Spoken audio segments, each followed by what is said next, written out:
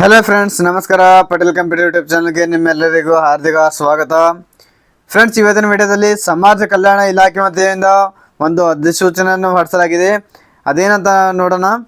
2024-25ನೇ ಸಾಲಿಗೆ ಸಮಾಜ ಕಲ್ಯಾಣ ಇಲಾಖೆಯ ಪರೀಕ್ಷಾ ಪೂರ್ವ ತರಬೇತಿ ಕೇಂದ್ರದ ಮೂಲಕ ಪರಿಶಿಷ್ಟ ಜಾತಿ ಅಭ್ಯರ್ಥಿಗಳಿಗೆ ಪೊಲೀಸ್ ಕಾನ್ಸ್ಟೇಬಲ್ ಪೂರ್ವ ನೇಮಕಾತಿ ತರಬೇತಿ ನೀಡುವ ಸಂಬಂಧ ಕರ್ನಾಟಕ ರಾಜ್ಯದ 4 ಕಂದಾಯ ವಿಭಾಗಗಳಿಗೆ ಪ್ರತ್ಯೇಕವಾಗಿ 60 ದಿನಗಳ ವಸತಿಯುತ ತರಬೇತಿ ನೀಡುವ ಬಗ್ಗೆ ಒಂದು ಅಧಿಸೂಚನೆಯನ್ನು ಹೊರಡಿಸಲಾಗಿರುತ್ತೆ.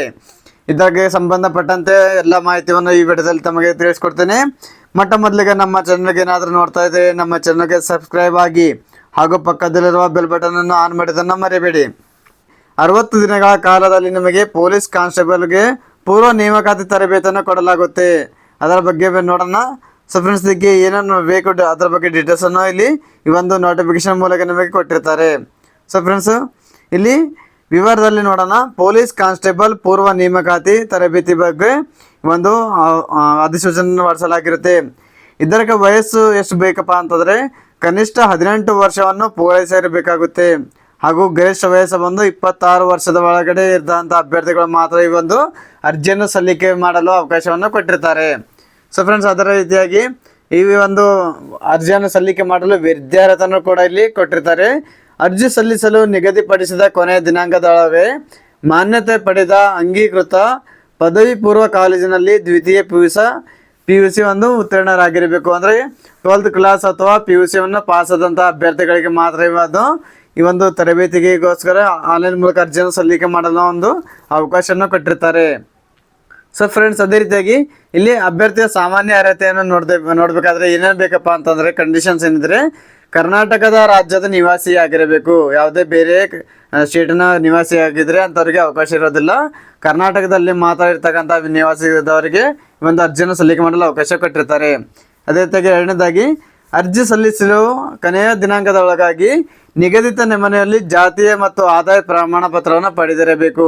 ಅಂದರೆ ತುಂಬ ಜನ ಅಭ್ಯರ್ಥಿಗಳಿಗೆ ಏನಾಗುತ್ತಪ್ಪ ಅಂತಂದರೆ ಡೇಟ್ ಎಕ್ಸ್ಪೈರ್ ಆದರೂ ಕೂಡ ಅವರು ಅದೇ ಕಾಸ್ಟ್ ಇನ್ಕಮನ್ನು ಇಟ್ಕೊಂಡಿರ್ತಾರೆ. ಅದಕ್ಕೋಸ್ಕರ ಈ ಒಂದು ಅರ್ಜಿ ಸಲ್ಲಿಕೆ ಮಾಡಲು ಕೊಟ್ಟಂಥ ದಿನಾಂಕದ ಒಳಗಾಗಿ ಹೊಸದಾಗಿ ಕಾಸ್ಟ್ ಅಥವಾ ಇನ್ಕಮನ್ನು ಪ್ರಮಾಣ ಪತ್ರವನ್ನು ಅಲ್ಲಿ ಪಡೆದಿರಬೇಕು. ಅಥವಾ ಹಳೆದ ಏನಾದರೂ ಇದ್ದರೆ ಒಂದು ವ್ಯಾಲಿಡ್ ಇದ್ದಂತಹ ಜಾತಿ ಮತ್ತು ಆದಾಯ ಪ್ರಮಾಣ ಪತ್ರವನ್ನು ಹೊಂದಿರತಕ್ಕದ್ದು.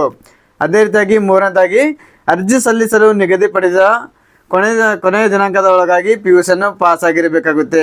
ಅಂದರೆ ಇವಾಗ ಈ ವರ್ಷ ಪ್ರೆಸೆಂಟ್ ಏನಾದರೂ PUC ಪಾಸ್ ಆಗುವಂಥ ಅಭ್ಯರ್ಥಿಗಳು ಎಕ್ಸಾಮ್ ಬರೆಯುವಂಥ ಅಭ್ಯರ್ಥಿಗಳು ಇದ್ದರೆ ಅಂಥವ್ರಿಗೆ ಒಂದು ಅವಕಾಶ ಇರೋದಿಲ್ಲ.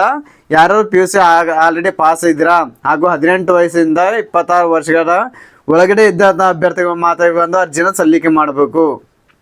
ಅದೇ ರೀತಿಯಾಗಿ ಫ್ರೆಂಡ್ಸ್, ಇಲ್ಲಿ ಎತ್ತರವನ್ನು ನೋಡಬೇಕಾದ್ರೆ ಪುರುಷರಿಗೆ ಕನಿಷ್ಠವಾಗಿ 168 ಸೆಂಟಿಮೀಟರ್ನು ಇಲ್ಲಿ ಒಂದು ಎತ್ತರವನ್ನು ಇರಬೇಕು. ಅದೇ ರೀತಿಯಾಗಿ ಮಹಿಳೆಯರಿಗೆ ಕನಿಷ್ಠ 157 ಸೆಂಟಿಮೀಟರ್ನು ಎತ್ತರವನ್ನು ಹೊಂದಿರತಕ್ಕದ್ದು. ಅದೇ ರೀತಿಯಾಗಿ ತೂಕ ಕೂಡ ಕೊಟ್ಟಿರ್ತಾರೆ.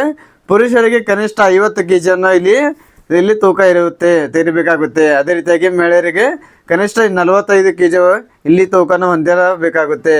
ಅದೇ ರೀತಿಯಾಗಿ ಎದೆ ಪುರುಷರಿಗಾಗಿ ಕನಿಷ್ಠ 86 ಸೆಂಟಿಮೀಟರ್ನ ಎದೆ ಸುತ್ತಳತೆ ಇರಬೇಕಾಗುತ್ತೆ. ಆಯ್ಕೆ ವಿಧಾನವನ್ನು ನೋಡಬೇಕಾದ್ರೆ ದ್ವಿತೀಯ PUC ಯಲ್ಲಿ ಪಡೆದಿರುವ ಅಂಕಗಳು ಹಾಗೂ ದೈಹಿಕ ಅರ್ಹತೆಯ ಆಧಾರದ ಮೇಲೆ ಆಯ್ಕೆಯನ್ನು ಮಾಡಲಾಗುತ್ತೆ. ಸೆಲೆಕ್ಷನ್ ಲಿಸ್ಟ್ ಅಂದರೆ ನೀವು ಸೆಕೆಂಡ್ PUCಯಲ್ಲಿ ಪಾಸ್ ಅಂತ ಅಂಕಗಳು ಎಷ್ಟೊಂದು ಪರ್ಸೆಂಟೇಜ್ ತಗೋತೀರಾ ಆ ಒಂದು ಪರ್ಸೆಂಟೇಜ್ ಮೂಲಕ ಹಾಗೂ ನಿಮ್ಮ ಫಿಸಿಕಲ್ ಫಿಟ್ನೆಸ್ ಏನಿರುತ್ತೆ ಅದರ ಆಧಾರದ ಮೇಲೆ ನಿಮಗೆ ಇಲ್ಲಿ ಆಯ್ಕೆಯನ್ನು ಮಾಡಲಾಗುತ್ತೆ. ಅರ್ಜಿ ಸಲ್ಲಿಸಲು ಒಂದು ವೆಬ್ಸೈಟ್ ವಿಳಾಸವನ್ನು ಕೂಡ ಇಲ್ಲಿ ಕೊಟ್ಟಿರ್ತಾರೆ. swd.services.karnataka.gov.in ಅಂತ ಇದೆ. ಇಲ್ಲಿ PET ಕೋಚಿಂಗ್ ಅಂತ ಸೆಲೆಕ್ಟ್ ಮಾಡ್ಕೊಂಡು ಅಲ್ಲಿಂದ ಅರ್ಜಿಯನ್ನು ಸಲ್ಲಿಕೆ ಮಾಡ್ಬೋದು. ಈ ಒಂದು ಅರ್ಜಿ ಸಲ್ಲಿಸಲು ಎಲ್ಲೆಲ್ಲಿ ಹೋಗ್ಬೇಕಪ್ಪ ಅಂತಂದರೆ ಯಾವುದೇ ಒಂದು ಸೈಬರ್ ಸೆಂಟ್ರಿಗೆ ಹೋಗಿ ಅಲ್ಲಿಂದ ನೀವು ಡೈರೆಕ್ಟಾಗಿ ಅರ್ಜಿಯನ್ನು ಸಲ್ಲಿಕೆ ಮಾಡ್ಬೋದು. ಈ ಒಂದು ನೋಟಿಫಿಕೇಶನ್ ಲಿಂಕನ್ನು ನಿಮ್ಮ ಡಿಸ್ಕ್ರಿಪ್ಷನ್ ಬಾಕ್ಸಲ್ಲಿ ಕೊಟ್ಟಿರ್ತೀನಿ. ನಿಮಗೆ ಏನಾದರೂ ವೆಬ್ಸೈಟ್ ವಿಳಾಸ ಸಿಗಲಿಲ್ಲ ಅಂದರೆ ಈ ಒಂದು ಅಲ್ಲಿಂದ ಲಿಂಕನ್ನು ಕಾಪಿ ಮಾಡ್ಕೊಂಡು ಡೈರೆಕ್ಟಾಗಿ ಅಲ್ಲಿಂದ ಅರ್ಜಿಯನ್ನು ಸಲ್ಲಿಸಬಹುದಾಗಿದೆ. ಅಥವಾ ಯಾವುದೇ ಸೈಬರ್ ಸೆಂಟ್ರಿಗೆ ಹೋದ್ಮೇಲೆ ಅವ್ರಿಗೆ ಗೊತ್ತಾಗಲಿಲ್ಲ ಅಂದರೆ ಈ ಒಂದು ವೆಬ್ಸೈಟ್ ವಿಳಾಸನ ಕೊಟ್ಟು ಅಲ್ಲಿಂದ ನೀವು ಅರ್ಜಿಯನ್ನು ಸಲ್ಲಿಕೆ ಮಾಡಬೇಕು. ಅರ್ಜಿ ಸಲ್ಲಿಸಲು ಕೊನೆಯ ದಿನಾಂಕ ಬಂದು ಇಲ್ಲಿ 17 ಜನವರಿ 2025 ಇದರ ಕೊನೆಯ ದಿನಾಂಕವನ್ನು ಆಗಿರುತ್ತೆ. ಸೊ ಫ್ರೆಂಡ್ಸ್, ಇದಕ್ಕೆ ಅರ್ಜಿಯನ್ನು ಸಲ್ಲಿಸಲು ದಾಖಲೆಗಳು ಏನೇನು ಬೇಕು ಅದನ್ನು ಈ ಒಂದು ಡೀಟೇಲ್ಸಲ್ಲಿ ಇಲ್ಲಿ ಕೊಟ್ಟಿಲ್ಲ. ಆದರೆ ಯಾವ ದಾಖಲೆಗಳು ಬೇಕಪ್ಪ ಅಂತಂದರೆ ಮೊದಲನೇದಾಗಿ ನಿಮಗೆ ಆಧಾರ್ ಕಾರ್ಡ್ ಅನ್ನು ಬೇಕು, ಹಾಗೂ ಜಾತಿ ಮತ್ತು ಆದಾಯ ಪ್ರಮಾಣ ಪತ್ರ ಬೇಕಾಗುತ್ತದೆ. SSLC ಅಂಕಪಟ್ಟಿ ಬೇಕು. ಅದೇ ರೀತಿಯಾಗಿ PUC ಪಾಸ್ ಆದ ಅಂಕಪಟ್ಟಿ ಕೂಡ ಬೇಕಾಗುತ್ತೆ. ಅದೇ ರೀತಿಯಾಗಿ ನಿಮ್ಮ ಒಂದು ಫೋಟೋ ಹಾಗೂ ನಿಮ್ಮ ಸಿಗ್ನೇಚರ್ ಬೇಕಾಗುತ್ತೆ. ಅದೇ ರೀತಿಯಾಗಿ ನಿಮ್ಮ ಮೊಬೈಲ್ ನಂಬರ್, ಇಮೇಲ್ ಐಡಿಯನ್ನು ಕಡ್ಡಾಯವಾಗಿ ಇಲ್ಲಿ ಕಂಪಲ್ಸರಿಯಾಗಿ ಇಲ್ಲಿ ಫಿಲ್ ಮಾಡುವಂಥ ಆಪ್ಷನಲ್ಲಿ ಬೇಕಾಗಿರುತ್ತೆ. ಸೊ ಫ್ರೆಂಡ್ಸ್, ಇಷ್ಟನ್ನು ಡೀಟೇಲ್ಸನ್ನು ತಗೊಂಡೋಗಿ ನೀವು ಹತ್ತಿರದ ಸೈಬರ್ ಸೆಂಟರ್ಗೆ ಹೋಗಿ ಅಲ್ಲಿಂದ ಅರ್ಜಿಯನ್ನು ಸಲ್ಲಿಕೆ ಮಾಡ್ಬೋದು. ಸೊ ಫ್ರೆಂಡ್ಸ್, ಇಷ್ಟು ನಮ್ಮ ಮಾಹಿತಿಯನ್ನು ಇಷ್ಟವಾದಲ್ಲಿ ನಮ್ಮ ವಿಡಿಯೋನ ಲೈಕ್ ಮಾಡಿ, ಫ್ರೆಂಡ್ಸ್ ಜೊತೆಗೆ ಶೇರ್ ಮಾಡ್ಕೊಳ್ಳಿ. ನಾನು ಮತ್ತೆ ಭೇಟಿ ಆಗುತ್ತೇನೆ ಮುಂದಿನ ವಿಡಿಯೋ ಜೊತೆಗೆ.